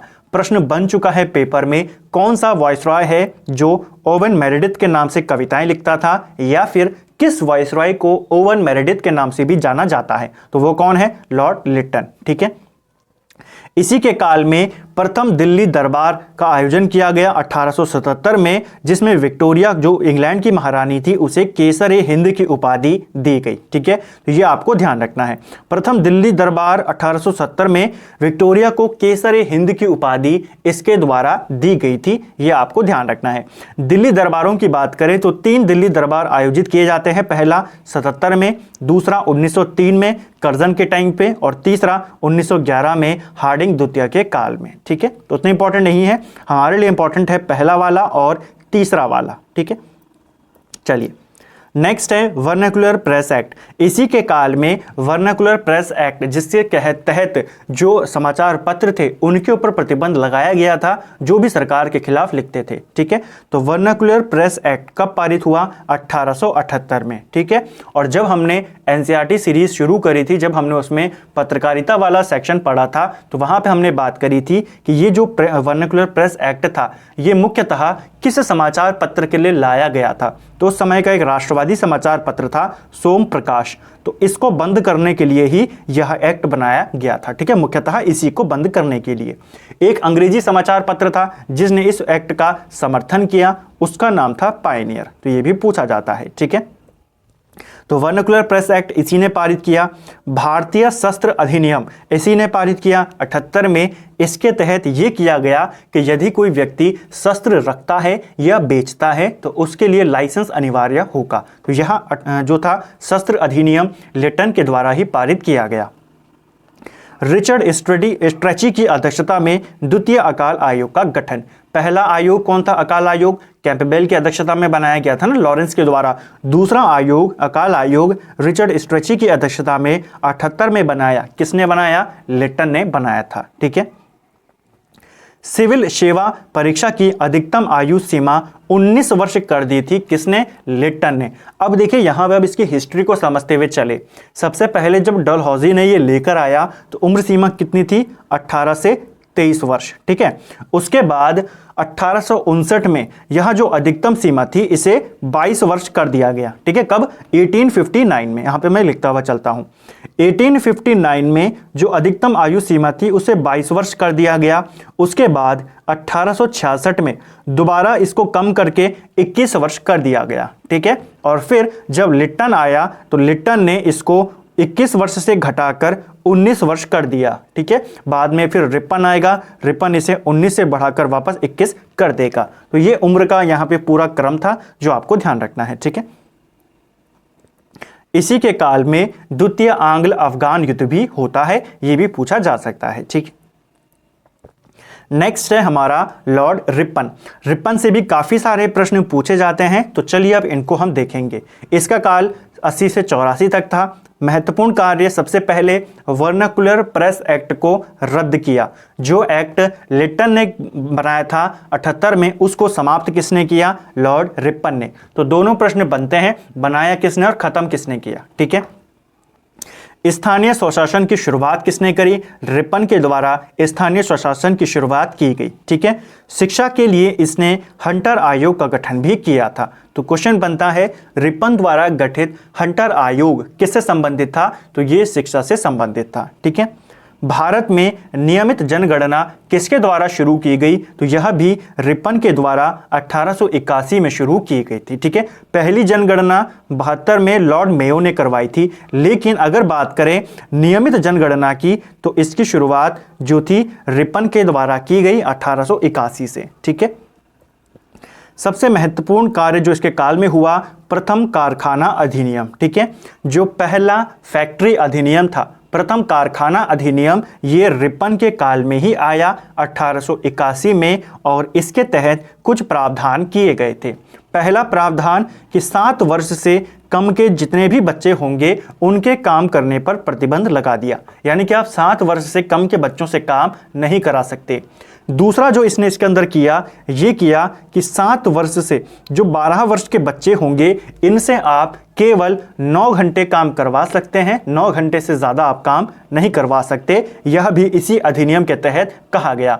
और तीसरा महत्वपूर्ण बिंदु, ये दोनों बातें जो चाय की खेती है, नील की खेती है, कॉफ़ी की खेती है, उस पर लागू नहीं होते थे। यानी कि उनकी खेती में आप किसी को भी काम पर लगा सकते हैं कितनी भी देर के लिए। तो ये आपको ध्यान रखना है। ठीक है। इल्बर्ट बिल, इल्बर्ट बिल किसके शासनकाल में आया? तो इल्बर्ट बिल भी लॉर्ड रिपन के शासनकाल में आया था 1883 में। इल्बर्ट बिल था क्या? तो देखिए इल्बर्ट बिल में यह कहा गया था कि जो यूरोपियन वासी होंगे उनके विरुद्ध भारतीय जो जज हैं वो सुनवाई कर सकते हैं, फैसला सुना सकते हैं। तो अंग्रेजों के विरुद्ध भारतीय सुनवाई करेंगे, यह बात अंग्रेजों को पसंद नहीं आई। उन्होंने इस बिल के विरोध में यहाँ पे विद्रोह किया, जिस विद्रोह को श्वेत विद्रोह कहा जाता है। प्रश्न बन सकता है श्वेत विद्रोह कब हुआ? 1883 में इल्बर्ट बिल के खिलाफ यह विद्रोह हुआ था। ठीक है। बाद में रिपन को यह बिल वापस लेना पड़ा था। फ्लोरेंस नाइटिंगेल ने भारत का उद्धारक की संज्ञा दी थी। देखिए लॉर्ड रिपन को भारत का उद्धारक कहा जाता है। ठीक है। और किसने कहा था? फ्लोरेंस नाइटिंगेल ने। तो यह भी आपको पूछा जा सकता है। अगला जो वायसराय आया है वो है लॉर्ड डफरिन। लॉर्ड डफरिन को लेकर दो महत्वपूर्ण प्रश्न दोनों आपको याद रखने हैं। पहला, इसी के शासनकाल में कांग्रेस की स्थापना होती है, तो प्रश्न बनता है कांग्रेस की स्थापना के समय भारत का वायसराय कौन था? लॉर्ड डफरिन था। ठीक है, 85 में कांग्रेस की स्थापना होती है, कौन करता है? A.O. ह्यूम कांग्रेस की स्थापना करता है। ठीक है, और इसी के काल में तीसरा आंग्ल बर्मा युद्ध होता है, जिसके बाद बर्मा का भारत में विलय कर दिया जाता है। तो देखिए, भूटान का ब्रिटिश शासन में विलय कब हुआ? 1865 में, लॉरेंस उस समय था। बर्मा का ब्रिटिश शासन या भारत में विलय कब हुआ? 1885 में। और बर्मा को भारत से अलग कब किया गया? तो 1937 में इसको भारत से अलग कर दिया गया था। ठीक है, तो इंपॉर्टेंट है, ध्यान रखेंगे। नेक्स्ट है लॉर्ड लैंसडाउन।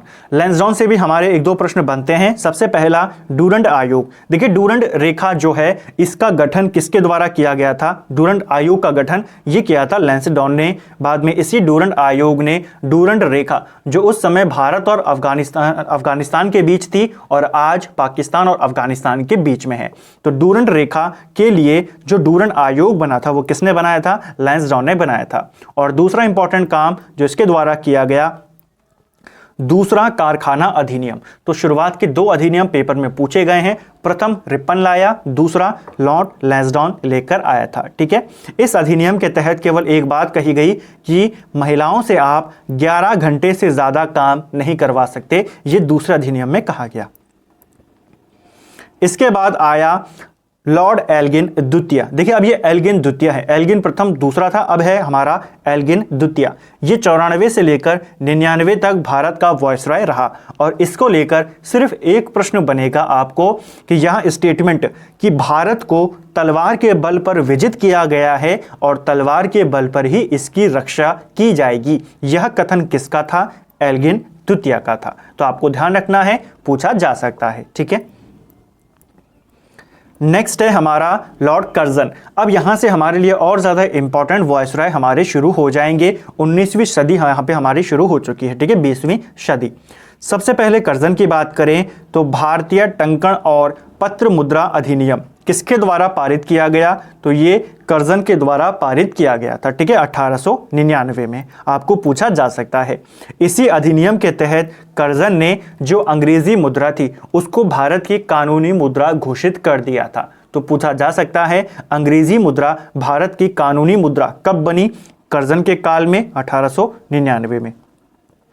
इसके अलावा कर्जन ने कुछ महत्वपूर्ण आयोग गठित किए, तो उनके लेकर प्रश्न बनता है। सबसे पहले सिंचाई आयोग किसकी अध्यक्षता में? मैनक्रीफ। रेलवे आयोग रॉबर्टसन की अध्यक्षता में, पुलिस आयोग फ्रेजर की अध्यक्षता में और विश्वविद्यालय आयोग रेले की अध्यक्षता में इसने बनाया था। ठीक है, अब देखिए यहां से प्रश्न कैसे बनेगा। जो ये पुलिस आयोग है, फ्रेजर इसका अध्यक्ष रहता है, तो इसको फ्रेजर कमीशन या फ्रेजर आयोग कहा जाता है। तो सीधा प्रश्न बन जाता है फ्रेजर कमीशन का संबंध किससे है? तो ये पुलिस व्यवस्था से है। ठीक है, इसी प्रकार जो विश्वविद्यालय आयोग है इसका अध्यक्ष कौन है? रेले। पूरा नाम था थॉमस रेले, इसीलिए इसको रेले आयोग भी कह देते हैं। तो प्रश्न बनता है रेले आयोग का संबंध किससे है? तो विश्वविद्यालयों से इसका संबंध है। तो यह आपको ध्यान रखना है, पेपर में पूछा जाता है। भारतीय विश्वविद्यालय अधिनियम इसी के काल में पारित हुआ, 1904 में, पूछा जाता है। भारतीय पुरातत्व विभाग इसकी स्थापना किसके द्वारा की गई? तो भारतीय पुरातत्व विभाग इसकी स्थापना कर्जन के द्वारा ही की गई थी। ठीक है, जो अधिनियम था इसके लिए वो 1904 में पारित हुआ और उसी के बाद भारतीय पुरातत्व की यहाँ पे स्थापना की गई। इंपॉर्टेंट है, ध्यान रखेंगे। सहकारी उधार समिति इसका गठन भी यहां पे किया गया था। ठीक है, सहकारी उधार समिति अधिनियम ये किसके काल में आया? तो लॉर्ड कर्जन के ही काल में ये आया था। इसके अलावा इसने कृषि बैंक भी खुलवाए और कृषि इंस्पेक्टर की भी नियुक्ति इसने करनी शुरू करी थी, पूछा जा सकता है। लॉर्ड कर्जन ने ही पृथक गुप्तचर विभाग इसकी स्थापना करी थी, ये भी पूछा जाता है। गुप्तचर विभाग, एक अलग गुप्तचर विभाग किसके द्वारा स्थापित किया गया? तो कर्जन के द्वारा स्थापित किया गया। ठीक है, कलकत्ता में विक्टोरिया मेमोरियल हॉल इसका गठन किसने किया या इसका स्थापना इसके यहाँ पे किसने करी? निर्माण किसने करवाया इस हॉल का? तो यह निर्माण भी कर्जन के द्वारा किया गया था। ठीक है, विक्टोरिया मेमोरियल हॉल जो कि कलकत्ता में है, किसने बनवाया? लॉर्ड कर्जन ने। ठीक है, और सबसे महत्वपूर्ण काम जो इसने किया था, जो कि भारत विरोधी काम था, एक बंगाल का विभाजन। बंगाल का विभाजन कर्जन ने किया था, 1905 में किया था। ये आपको ध्यान रखना है, पूछा जाता है, ठीक है। उसके बाद कर्जन ने यहां से इस्तीफा दे दिया था। पूछा जाता है कर्जन ने इस्तीफा क्यों दिया था। तो देखिए, कर्जन जो था भारत का वॉइसरॉय है और एक प्रधान सेनापति था यहाँ पे, यानी कि सेना प्रमुख उस समय का, उसका नाम था किचनर। तो किचनर के साथ इसका मतभेद हो गया, जिसके बाद कर्जन ने अपना इस्तीफा दे दिया था, ठीक है। तो पूछा जा सकता है।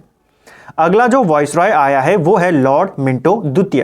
देखिए, लॉर्ड मिंटो द्वितीय ये 1905 से लेकर 1910 तक भारत का वॉइसरॉय रहा और इसके काल में क्या क्या घटनाएं हुई। सबसे पहले मुस्लिम लीग की स्थापना यहाँ पे की गई। मुस्लिम लीग की स्थापना 1906 में हुई। ढाका में मुस्लिम लीग की स्थापना होती है। वॉइसरॉय कौन है? मिंटो द्वितीय। भारत परिषद अधिनियम 1909 इसी के काल में पारित हुआ। इसी अधिनियम को मॉर्ले मिंटो सुधार कहा जाता है, ठीक है। सांप्रदायिक निर्वाचन प्रणाली की शुरुआत यह भी इसी अधिनियम के तहत होती है। किसके काल में? मिंटो द्वितीय के काल में। तो पूछा जाता है, ठीक है। यह जो मॉर्ले मिंटो सुधार था, बेसिकली इसी के द्वारा सांप्रदायिक निर्वाचन की शुरुआत होती है। इसीलिए सांप्रदायिक निर्वाचन पद्धति का जन्मदाता किसे कहते हैं? मिंटो को ही कहा जाता है, ठीक है। इसी के काल में कांग्रेस का विभाजन भी होता है 1907 में सूरत अधिवेशन में। यह भी इंपॉर्टेंट है, पूछा जाता है। किसके काल में हुआ? मिंटो द्वितीय के काल में। तो ये मिंटो के कुछ प्रमुख कार्य थे उसके काल के, जो आपको ध्यान में रखने हैं, ठीक है। देखिए, इन सबको हम डिटेल में, जो पूरी आपके एनसीईआरटी सीरीज हमने कवर की है, अभी तक 17 पार्ट हम कर चुके हैं। उस पूरी सीरीज में हमने इन सभी टॉपिक्स को डिटेल में पढ़ा है। इस वीडियो में किस गवर्नर जनरल या किस वॉइसरॉय के काल में ये घटनाएं हुई, उनको हम यहाँ पे देख रहे हैं, ताकि आपका क्विक रिवीजन भी हो जाए और सारे गवर्नर जनरल आपके कवर भी हो जाए। क्योंकि वॉइसरॉय, गवर्नर जनरल, इनको लेके काफ़ी सारे प्रश्न पेपर में बनते हैं। तो अगर आप इनके डिटेल में जानना चाहते हैं इनके बारे में, तो आप पूरी सीरीज को वॉच आउट कर सकते हैं। नेक्स्ट है हमारा लॉर्ड हार्डिंग द्वितीय। देखिए, हार्डिंग द्वितीय जो था, ये 1906 से लेकर 1916 तक भारत का वॉइसरॉय रहा और इसके काल में क्या क्या महत्वपूर्ण घटनाएं की गई, उनको हम यहाँ पे देखेंगे। सबसे महत्वपूर्ण घटना, बंगाल विभाजन रद्द। देखिए, 1911 में इसने दिल्ली दरबार का आयोजन किया, तीसरे दिल्ली दरबार का, ठीक है। जिसके तहत उसमें जो दिल्ली दरबार था, उसमें जो ब्रिटेन का शासक था उस समय, सम्राट जॉर्ज पंचम, उसने भी हिस्सा लिया। इसी दिल्ली दरबार में लॉर्ड हार्डिंग ने बंगाल विभाजन को रद्द करने की घोषणा करी 1911 में, ठीक है। कब होती है? 1911 में। 1911 में ही इसने यह घोषणा करी कि दिल्ली को भारत की राजधानी बनाया जाएगा, ठीक है। कलकत्ता से राजधानी कहाँ जाएगी? दिल्ली में जाएगी। ये घोषणा 11 में होती है और 1912 में दिल्ली भारत की राजधानी बन जाती है। तो दोनों क्वेश्चन अलग अलग हैं, आपको याद रखने हैं, ठीक है। इसके तहत इसी के काल में जो प्रथम विश्व युद्ध था वो शुरू होता है। तो ये इंपॉर्टेंट है, पूछा जाता है प्रथम विश्व युद्ध किसके काल में शुरू हुआ? तो हार्डिंग द्वितीय के काल में शुरू हुआ। अब आएगा लॉर्ड चेम्सफोर्ड। देखिए, चेम्सफोर्ड 16 से लेके 21 तक ये भारत का वॉइसरॉय यहाँ पे रहा। इसके काल में क्या क्या महत्वपूर्ण घटनाएं हुई, उनको देखेंगे। सबसे पहला, होम रूल लीग की स्थापना। देखिए, 1916 में होम रूल लीग की स्थापना भारत के अंदर होती है, ठीक है। तिलक भी करते हैं और एनी बेसेंट भी करती हैं। कांग्रेस का एकीकरण इसके काल में होता है। मुस्लिम लीग से समझौता होता है लखनऊ अधिवेशन में 1916 में, ठीक है। तो पूछा जाता है कांग्रेस का एकीकरण कब हुआ? लखनऊ अधिवेशन 1916। मुस्लिम लीग से समझौता कब हुआ? 1916 का लखनऊ अधिवेशन। किसके काल में? चेम्सफोर्ड के काल में, ठीक है। इसी के काल में पूना में महिला विश्वविद्यालय की स्थापना की गई, ठीक है। 1916 में शिक्षा के लिए चेम्सफोर्ड ने एक सैडलर आयोग का गठन किया। तो यह प्रश्न बनता है, चेम्सफोर्ड के द्वारा गठित सैडलर आयोग किससे संबंधित था? तो यह आपके शिक्षा से संबंधित था, ठीक है। कब इसका गठन किया गया? 1917 में। और इसी के काल में भारत शासन अधिनियम 1919 पारित किया गया, जिसे हम मॉन्टेग्यू चेम्सफोर्ड सुधार भी कहते हैं। यह मोस्ट इंपॉर्टेंट है। इसी की समीक्षा के लिए जो साइमन कमीशन है वो भारत आता है। तो ये आपको ध्यान रखना है, ठीक है। यही जो अधिनियम था मॉन्टेग्यू चेम्सफोर्ड सुधार, इसी की समीक्षा करने के लिए जो साइमन कमीशन था वो भारत आता है। तो ये पूछा जाता है, ठीक है। इसी के काल में रॉलेट एक्ट लाया गया। इसी के काल में जलियांवाला बाग हत्याकांड भी हुआ था। ठीक है, जलियांवाला बाग हत्याकांड कब होता है? 13 अप्रैल 1919 को। वॉइसरॉय कौन है उस समय भारत का? चेम्सफोर्ड है। ठीक है, प्रांतों में द्वैध शासन की शुरुआत इसी के द्वारा की जाती है और इसी के शासन काल में असहयोग आंदोलन, खिलाफत आंदोलन, इनकी शुरुआत की जाती है। तो इंपॉर्टेंट है, यहां से आपके प्रश्न पेपर में बनते हैं। ठीक है, नेक्स्ट है हमारा लॉर्ड रीडिंग। देखिए, रीडिंग को लेकर भी आपके काफी सारे प्रश्न बनते हैं। ये 21 से लेकर 26 तक भारत का वॉइसरॉय रहा। सबसे पहला प्रश्न, केरल में मोपला विद्रोह। देखिए, कई बार एग्जाम के अंदर सीधा पूछा जाता है कि मोपला विद्रोह कहां हुआ था। तो मोपला विद्रोह आपके केरल में हुआ था। ठीक है, 1921 में। और भारत का वॉइसरॉय कौन है उस समय? Lord reading. ठीक है, इसी के काल में आपकी चोरा चोरी की जो घटना थी वो यहां पे होती है। ठीक है, फरवरी 1922 में चोरा चोरी की घटना यहां पे होती है। ठीक है, जहां पे जो पुलिस वाले थे थाने के अंदर, उनको जिंदा यहां पे जला दिया जाता है, जिसके बाद असहयोग आंदोलन वापस हो जाता है। तो चोरा चोरी की घटना कब घटी? ये घटी आपकी 1922 में। किसके काल में? रीडिंग के शासन काल में। इसी के शासन काल में 1922 से इलाहाबाद में सिविल सेवा परीक्षा की शुरुआत कर दी गई। देखिए, जब सिविल सेवा परीक्षा शुरू होती है तो ये उस समय सिर्फ लंदन में होती थी, लेकिन 1922 से इलाहाबाद में भी इसे शुरू कर दिया गया। किसके काल में? रीडिंग के काल में।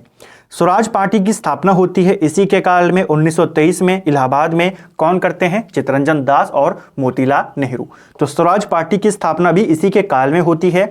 काकोरी ट्रेन डकैती 1925 इसी के काल में होती है। और इसी के काल में जो राष्ट्रीय संघ सेवक संघ है यानी कि आरएसएस, तो उसकी स्थापना भी 1925 में इसी के काल में होती है। इसके संस्थापक कौन थे? तो डॉक्टर हेडगवार इसके संस्थापक थे। ठीक है, आरएसएस के संस्थापक कौन थे? डॉक्टर हेडगवार। और कब होती है स्थापना? 1925। स्वराज पार्टी 1923 इलाहाबाद। और इसके संस्थापक कौन थे? तो CR दास और मोतीलाल नेहरू। ठीक है, तो ये कुछ इंपॉर्टेंट प्रश्न है जो रीडिंग को लेकर आपको पूछे जाते हैं। एक मोस्ट इंपॉर्टेंट फैक्ट आपको याद रखना है, लॉर्ड रीडिंग को लेकर के प्रश्न बनता है कि भारत का एकमात्र यहूदी वॉइसरॉय कौन था। ठीक है, भारत का एकमात्र यहूदी वॉइसरॉय, तो वो कौन था? लॉर्ड रीडिंग था। ठीक है, ये यहूदी था जो एकमात्र यहूदी वॉइसरॉय है भारत का। चलिए, नेक्स्ट है लॉर्ड इरविन। देखिए, लॉर्ड इरविन आया, इसके बाद 1926 से लेकर 31 तक ये भारत का वॉइसरॉय रहा। इसके काल में सामन कमीशन भारत आया। क्यों आया था सामन कमीशन? अभी हमने बात करी, जो चेम्सफोर्ड मॉन्टेग्यू वाला सुधार था 1919 का, उसकी समीक्षा के लिए आया था। ठीक है, सामन कमीशन। इसी के काल में पूर्ण स्वराज का प्रस्ताव पारित किया गया। आप जानते हैं कांग्रेस का 1929 का जो लाहौर अधिवेशन था, वहीं पर पूर्ण स्वराज का प्रस्ताव पारित होता है। तो किसके काल में हुआ? इरविन के शासन काल में। ठीक है, इसके अलावा सविनय अवज्ञा आंदोलन, इसकी शुरुआत भी इरविन के ही काल में होती है। इंपॉर्टेंट है, आपको पूछा जा सकता है। ठीक है, कब होती है सविनय अवज्ञा आंदोलन की शुरुआत? 6 अप्रैल 1930 को। कहां से होती है? दांडी से होती है। कौन करते हैं? महात्मा गांधी। किसके काल में करते हैं? इरविन के शासन काल में।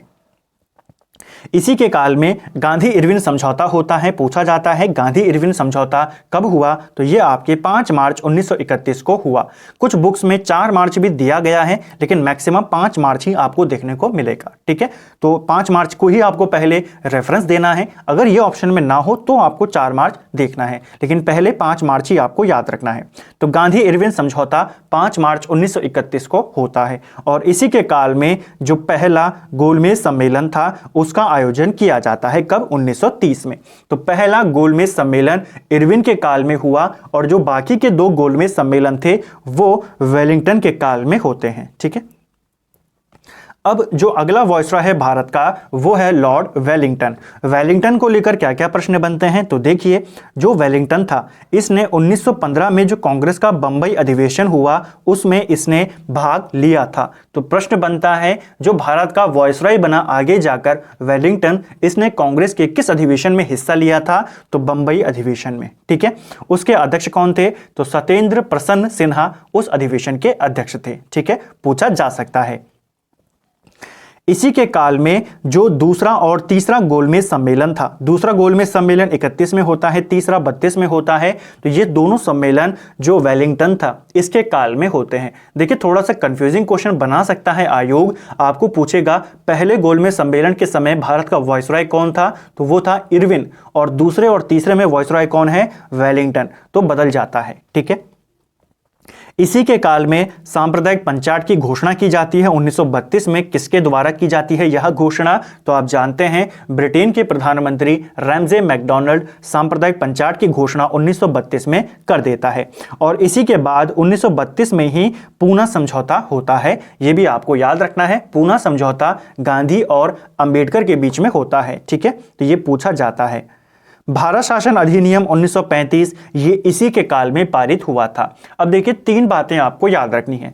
जो 1919 का जो भारत शासन अधिनियम था, जिसे हम मॉन्टेग्यू चेम्सफोर्ड सुधार कहते हैं, उसकी समीक्षा के लिए 1928 में साइमन कमीशन भारत आया था। और साइमन कमीशन ने जब उसकी समीक्षा करी और अपनी रिपोर्ट जमा करवाई, तो उस रिपोर्ट के आधार पे, यानी कि साइमन कमीशन की सिफारिशों के आधार पर इस अधिनियम का गठन किया गया था। ठीक है, इस अधिनियम को बनाया गया था, तो पूछा जा सकता है। ठीक है, अखिल भारतीय किसान सभा की स्थापना भी 1936 में इसी के शासनकाल में होती है। यह भी इंपॉर्टेंट है, पूछा जा सकता है। अगला हमारे लिए वॉइसरॉय है लॉर्ड लिन लिथगो। देखिए लॉर्ड लिन जो ये लिन लिथगो था, ये 36 से लेकर 44 तक भारत का वॉइसरॉय रहा। अब इसके काल में क्या क्या महत्वपूर्ण घटनाएं हुई उनको देखेंगे। सबसे पहले इसी के काल में पहली बार प्रांतीय चुनाव करवाए गए थे। ठीक है, भारत में पहली बार प्रांतीय चुनाव 1937 में हुए। किसके काल में, लिन लिथगो के काल में। ठीक है, और यह प्रांतीय चुनाव 11 प्रांतों में हुए थे। 11 में से 8 प्रांतों में कांग्रेस ने अपनी सरकार बनाई थी। ठीक है, बाद में जब दूसरा विश्व युद्ध शुरू होता है 39 में, तो कांग्रेस के जितने भी सरकारें थी वो सभी इस्तीफा दे देते हैं। ये हम पहले भी बात कर चुके हैं।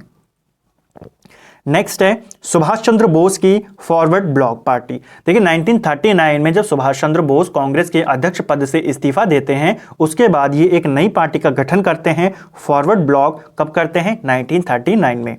इसी के काल में क्रिप्स मिशन 1942 में भारत आता है, यह भी पूछा जाता है। ठीक है, इंपॉर्टेंट है। क्रिप्स मिशन कब आया, 42 में। वॉइसरॉय कौन है, लॉर्ड लिन लिथगो। ठीक है, क्रिप्स मिशन के साथ कांग्रेस के आधिकारिक वार्ताकार कौन थे, तो जवाहरलाल नेहरू और मौलाना अबुल कलाम आजाद ये आधिकारिक वार्ताकार थे। किसके साथ, क्रिप्स मिशन के साथ। क्रिप्स मिशन का अध्यक्ष कौन था, तो स्टैफर्ड क्रिप्स जो था वो इसका अध्यक्ष था। ठीक है, इसी के काल में पहली बार पाकिस्तान की मांग की जाती है। तो प्रश्न बनता है पहली बार पाकिस्तान की मांग कब की गई, 1940 का जो मुस्लिम लीग का लाहौर अधिवेशन था वहां पे की जाती है। और यहाँ पे जो ये अधिवेशन था कहाँ होता है, लाहौर में।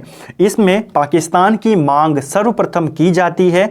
यहाँ पे पाकिस्तान की मांग का जो प्रस्ताव था वो कौन रखता है, तो उस प्रस्ताव को बनाता कौन है, तो सबसे पहले है बनाता कौन है उस प्रस्ताव को, तो सिकंदर हयात खान उस प्रस्ताव को बनाता है। ठीक है, उस प्रस्ताव को इस अधिवेशन के अंदर रखता कौन है, प्रस्तुत कौन करता है, तो फजलुल हक उस प्रस्ताव को यहां पे प्रस्तुत करता है। ठीक है, और उसका समर्थन कौन करता है, तो खली कुजम्मा उसको समर्थित करता है। तो ये इंपॉर्टेंट नाम है। पाकिस्तान की मांग का प्रस्ताव बनाया किसने, सिकंदर हयात खान ने। ठीक है, उसको प्रस्तुत किसने किया, फजलुल हक ने, और उसका समर्थन किसने किया, खली कुजम्मा ने। ठीक है, चलिए। और इसी के काल में भारत छोड़ो आंदोलन, इसकी शुरुआत होती है 1942 में 9 अगस्त से। ठीक है, अगस्त में होता है भारत छोड़ो आंदोलन शुरू, इसीलिए भारत छोड़ो आंदोलन को अगस्त क्रांति भी कहा जाता है। इंपॉर्टेंट है, पूछा जा सकता है। अब हम बात करेंगे अगले वॉइसरॉय के बारे में जो था लॉर्ड वेवेल। देखिए वेवेल 44 से लेकर 47 तक भारत का वॉइसरॉय रहा। इसके काल में क्या क्या घटनाएं घटी उनको देखेंगे। सबसे पहले वेवेल योजना और शिमला सम्मेलन। देखिए वेवेल ने अपनी एक योजना प्रकाशित करी जिसे वेवेल योजना कहते हैं। उसको मनाने के लिए इसने एक सर्वदलीय सम्मेलन बुलवाया। कहां पे, शिमला में। कब बुलाया, 1945 में। ठीक है, 1945 में शिमला सम्मेलन होता है। कौन कराता है, लॉर्ड वेवेल। लेकिन यहां पे मुस्लिम लीग अपनी मांग पे अड़ जाती है, जिस कारण यह जो सम्मेलन था फेल हो जाता है। तो पूछा जाता है शिमला सम्मेलन कब हुआ, 45 में। किसने करवाया, वेवेल ने। इसी के काल में कैबिनेट मिशन भारत आया 1946 में, आपको ध्यान रखना है, ठीक है। और कैबिनेट मिशन ही आधार था भारत की संविधान सभा के गठन का, तो इसलिए इंपॉर्टेंट है, ठीक है। कैबिनेट मिशन कब आया? 1946 में। इसके अध्यक्ष कौन थे? तो कैबिनेट मिशन के अध्यक्ष थे पैथिक लॉरेंस। सदस्य कौन थे? तो स्टेफर्ड क्रिप्स और एवी अलेक्जेंडर इसके सदस्य थे, लेकिन इसका नेतृत्व कौन कर रहा था? पैथिक लॉरेंस, ठीक है। और वेवेल के ही शासन काल में सबसे इंपॉर्टेंट जो चीज है वो है भारत को स्वतंत्र करने की घोषणा। तो भारत को आजादी देने की घोषणा किसने, किसके काल में करी थी? तो देखिए फरवरी 1947 में जो ब्रिटेन का प्रधानमंत्री था एटली, ठीक है, इसके द्वारा यह घोषणा की गई फरवरी 1947 में कि हम जून 1948 से पहले भारत को स्वतंत्र कर देंगे और भारत की जो सत्ता है वो भारतीयों को सौंप देंगे। तो ये कब की गई घोषणा? फरवरी 1947 में। उस समय वॉइसरॉय वेवेल था, ठीक है, फरवरी 1947 में। मार्च 1947 में वेवेल को हटाकर माउंटबेटन को भारत का वॉइसरॉय बनाकर भेजा जाता है, ठीक है। चलिए अगला है हमारा लॉर्ड माउंटबेटन। देखिए मार्च 1947 में माउंटबेटन को भारत का वॉइसरॉय बनाकर भेजा जाता है और भारत की स्वतंत्रता के लिए जो जो काम थे वो इसको करने के लिए इसको भेजा जाता है, ठीक है। तो मार्च 1947 से जून 1948 तक ये भारत का वॉइसरॉय और गवर्नर जनरल रहता है। देखिए अंतिम ब्रिटिश वॉइसरॉय है और स्वतंत्र भारत का पहला गवर्नर जनरल है। देखिए मार्च 1947 में ये आता है, वॉइसरॉय बन के आता है और उसके बाद 3 जून 1947 को ये अपनी योजना माउंटबेटन योजना इसको प्रकाशित करता है, जिसमें भारत का विभाजन शामिल था। और इस योजना को जो ब्रिटिश संसद थी वो 18 जुलाई को पारित कर देती है और 15 अगस्त 1947 को भारत आज़ाद हो जाता है। उसके बाद ये जो वॉइसरॉय था इसे भारत का पहला गवर्नर जनरल नियुक्त कर दिया जाता है, ठीक है, 15 अगस्त 1947 के बाद। तो भारत का अंतिम वॉइसरॉय कौन था? वो था आपका माउंटबेटन, ठीक है। और भारत का पहला गवर्नर जनरल स्वतंत्र भारत का, तो स्वतंत्र भारत का पहला गवर्नर जनरल भी माउंटबेटन था। तो ये आपको ध्यान रखना है। और इसकी योजना कब प्रकाशित हुई? 3 जून 1947 को। माउंटबेटन जब 1948 में वापस इंग्लैंड चला जाता है तो उसके बाद स्वतंत्र भारत के प्रथम और अंतिम भारतीय गवर्नर जनरल कौन बने थे? तो सी राजगोपालाचारी भारत के पहले भारतीय गवर्नर जनरल और अंतिम भी भारतीय गवर्नर जनरल यही थे। तो आपको ध्यान रखना है, ठीक है। अगर पूछेगा स्वतंत्र भारत का पहला गवर्नर जनरल तो आप बताएंगे माउंटबेटन, ठीक है। और अगर पूछेगा स्वतंत्र भारत का पहला भारतीय गवर्नर जनरल तो आप बताएंगे राजगोपालाचारी और अंतिम गवर्नर जनरल भी यही थे, ठीक है। क्योंकि 1950 तक ही रहते हैं, 1950 में संविधान लागू हो जाता है और राष्ट्रपति का पद बना दिया जाता है, गवर्नर जनरल को खत्म कर दिया जाता है। तो फ्रेंड्स ये थी हमारे जो हमने पूरे जो गवर्नर जनरल थे, चाहे वो बंगाल के हों, भारत के हों, और फिर हमने भारत के वॉइसरॉय के बारे में हमने यहाँ पे जाना। 1757 से हमने इस पूरी सीरीज को शुरू किया। 1950 तक हमने जितने भी अधिकारी, जितने भी शासक यहाँ पे बने, चाहे वो बंगाल का गवर्नर हो, उसके बाद बंगाल के गवर्नर जनरल बने, भारत के गवर्नर जनरल बने, और फिर वॉइसरॉय बने, और आखिर में गवर्नर जनरल। तो इन पूरे को हमने एक सिंगल वीडियो के अंदर कवर किया। बिल्कुल टू द पॉइंट मैंने यहाँ पे बनाए थे कि आपको बिल्कुल फैक्ट मैं यहाँ पे बताते हुए चलूं और उनसे जुड़ी हुई जो कहानी है वो मैं आपको बताते हुए चलूं, जिससे आपको ये याद करने में आसानी होगी। तो हमने यहाँ पे पूरा ये जो टॉपिक था इसको हमने कवर किया है। उम्मीद करता हूँ आपको आज का ये वीडियो पसंद आया होगा, और अगर आपको ये वीडियो अच्छी लगी है तो वीडियो को लाइक करें। चैनल पर अगर आप नए हैं तो चैनल को सब्सक्राइब करें, अपने दोस्तों के साथ शेयर करें। देखिए ये सारी बातें कि आप चैनल को लाइक करें, शेयर करें, मैं वीडियो के शुरू में भी कह सकता था, लेकिन शुरुआत में आपका टाइम वेस्ट नहीं होना चाहिए, इसलिए हम हर वीडियो में अगर आप देखेंगे हमारी तो हम सीधा स्टडी को शुरू करते हैं और वीडियो के एंड पे ही मैं जानता हूं कि अब वीडियो खत्म हो चुका है। तो अब यहां पे मैं आपसे रिक्वेस्ट करता हूं, हमेशा हर वीडियो में ही मैं आपको वीडियो के एंड में ही कहता हूं कि वीडियो को ज़्यादा से ज़्यादा शेयर करें अपने दोस्तों के साथ, अपने फ्रेंड्स के साथ, अपने सोशल मीडिया पे, और बेल आइकन को ज़रूर प्रेस करें, जिससे आपको कोई भी नोटिफिकेशन चैनल पर आता है, कोई भी वीडियो आता है तो उसका नोटिफिकेशन आपको मिल सके। थैंक यू फ्रेंड्स, वीडियो कैसा लगा आपको कमेंट करके ज़रूर बताएं। और आधुनिक भारत का अब एक सिंगल वीडियो आपका एक और बचा है, जिसमें हम जो भी प्रमुख युद्ध थे उनको कवर करेंगे। प्रमुख वायसरॉय हमने कवर कर दिए, गवर्नर जनरल हमने देख लिए, पूरा आधुनिक Bharat step by step topic wise हमने कवर कर दिया। अब जो प्रमुख युद्ध थे, जितने भी प्रमुख युद्ध हैं, उनके एक सिंगल वीडियो होगा, कौन सी संधि से खत्म हुए, क्या इंपॉर्टेंट था, क्यों वो युद्ध हुआ, सारी बातों को हम उसमें करेंगे डिटेल में। उम्मीद करता हूं आपको वीडियो अच्छा लगा होगा। वीडियो कैसा लगा कमेंट करके ज़रूर बताएं। Thank you friends.